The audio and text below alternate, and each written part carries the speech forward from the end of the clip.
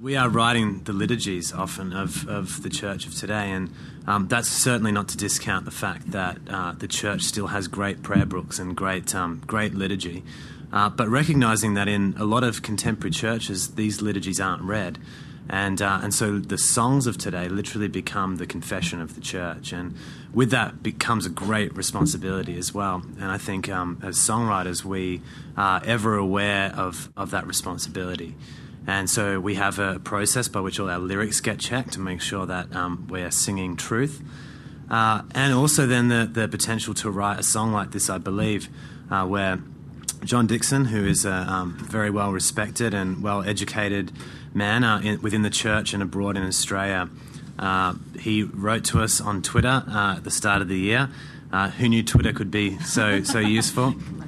And really just had the humility basically to reach out and say if some of the writers from Hillsong Church would write a song to the words of the Apostles' Creed, it would be such a blessing to the church. And so we took it on and we had a go. And to be honest, I was concerned that we wouldn't do it justice, knowing the history of the Creed and knowing the power that it's had in unifying the church.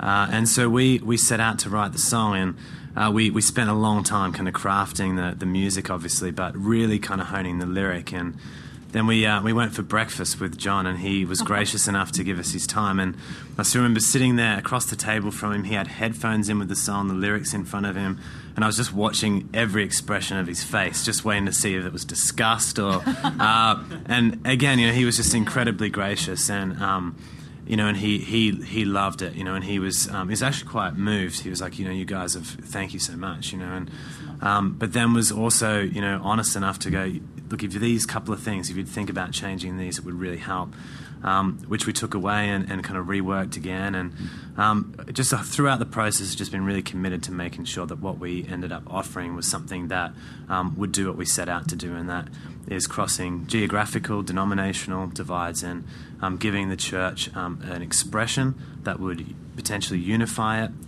but that would state the most core beliefs that we have as Christians. And so no matter what's happened throughout the rest of the service, at that point we know that we can state what we hold to be most true.